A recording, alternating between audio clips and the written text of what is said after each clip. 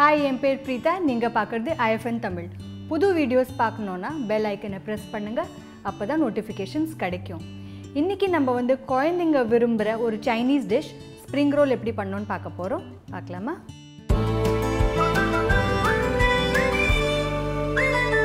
First step நம்ம என்ன பண்ண போறோம்னா நம்ம வெஜிடபிள்ஸை நல்லா குக் பண்ண போறோம். இங்க ஒரு panல வந்து நான் கொஞ்சமா எண்ணெய் எடுத்துக்க போறேன். ஃபர்ஸ்ட் நான் என்ன ஆட் பண்ண போறேன்னா இஞ்சி ஆட் பண்ண போறேன் கொஞ்சமா. அதோட கொஞ்சமா மிளகா. அதோட கொஞ்சமா பூண்டு. இது எல்லாத்தையும் சேர்த்துட்டு நல்லா அதை வதக்கலாம்.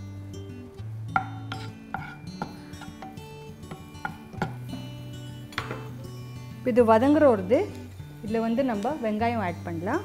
இது வந்து நம்ம ஸ்ப்ரிங் அனியன் இருக்கு இல்லையா அதை யூஸ் பண்ணுறேன்னா கொஞ்சம் கொஞ்சமாக வேறு வெஜிடபிள்ஸ் ஆட் பண்ணலாம். கேரட்,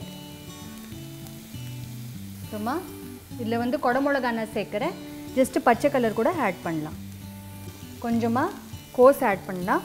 அதோட கொஞ்சமாக ஸ்ப்ரவுட்ஸ் ஆட் பண்ணலாம்.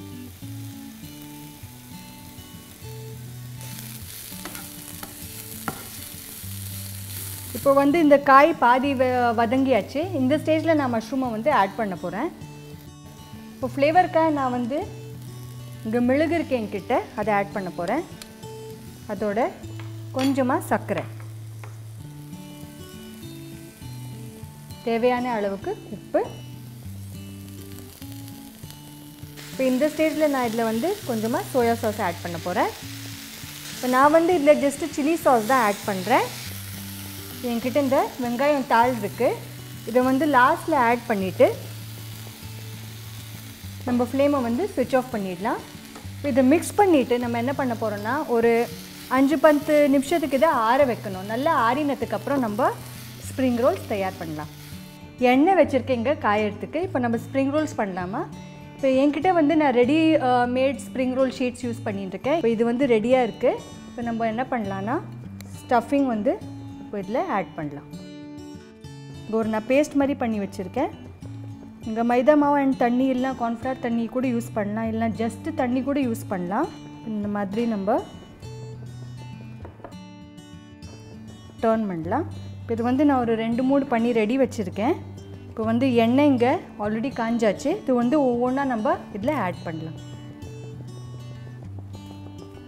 இது வந்து நல்ல கோல்டன் ப்ரௌன் 2 சைட்ஸ்லையும் வர வரையும் நம்ம இதை பொரிக்கலாம்.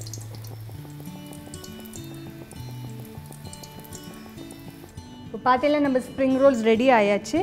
இதை வந்து கட் பண்ணி நீங்கள் சர்வ் பண்ணலாம். உங்களுக்கு எந்த சாஸ் பிடிக்குமோ அந்த சாஸோடு நீங்கள் இதை சர்வ் பண்ணலாம். இந்த ரெசிபி நீங்கள் நிச்சயமாக ட்ரை பண்ணணும். அண்ட் ரெசிபி பிடிச்சிருந்தா நீங்கள் என்ன பண்ணணும்? Like, share and subscribe. எங்கள் IFN தமிழ்.